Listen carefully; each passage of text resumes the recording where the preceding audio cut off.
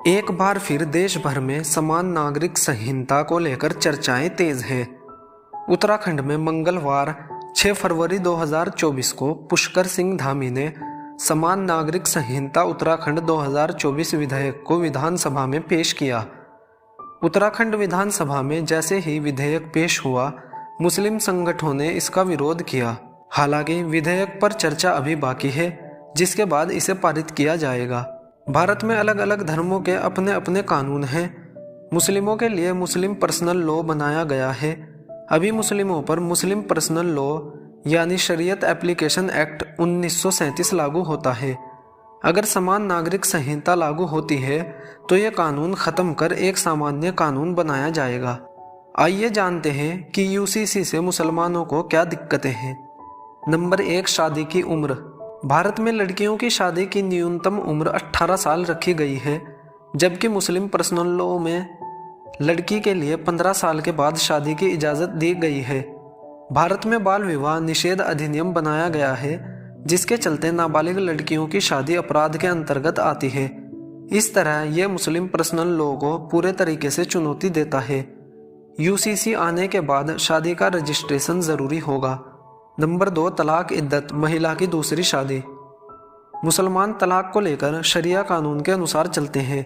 इतना ही नहीं, मुसलमानों को पर्सनल लॉ में छूट मिलती है, जो कि अन्य धर्मों के स्पेशल मैरिज एक्ट से अलग है। इसके अलावा तलाक लेने के मामले में अगर कोई शख्स कानून तोड़ता है तो उसके लिए 3 साल की जेल का प्रावधान होगा। तलाक पर पुरुषों और महिलाओं का बराबरी का अधिकार होगा। अगर महिला दोबारा शादी करना चाहती है तो उस पर किसी भी तरह की कोई शर्त नहीं होगी। इसके अलावा इद्दत पर भी पूरी तरह से रोक होगी। इद्दत एक तरह का वेटिंग पीरियड होता है, जिसे मुस्लिम महिला को अपने पति की मौत या तलाक के बाद पूरा करना होता है। इसमें तलाक के लिए 3 महीने 10 दिन की इद्दत होती है, और अगर पति की मौत हो जाए तो ये टाइम पीरियड 4 महीने 10 दिन का होता है। इद्दत के दौरान महिला को किसी गैर मर्द से मिलने की इजाज़त नहीं होती है और वो पूरे तरीके से पर्दे में रहती है। नंबर 3, गुजारा भत्ता।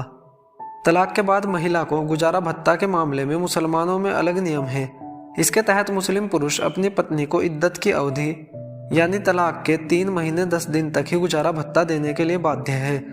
वहीं भारतीय कानून के तहत महिला तलाक के बाद हमेशा के लिए जब तक कि दूसरी शादी नहीं कर लेती तब तक गुजारा भत्ता पाने की हकदार है। नंबर 4, संपत्ति का बंटवारा। मुस्लिम महिलाओं में संपत्ति बंटवारे का हिसाब किताब अलग है।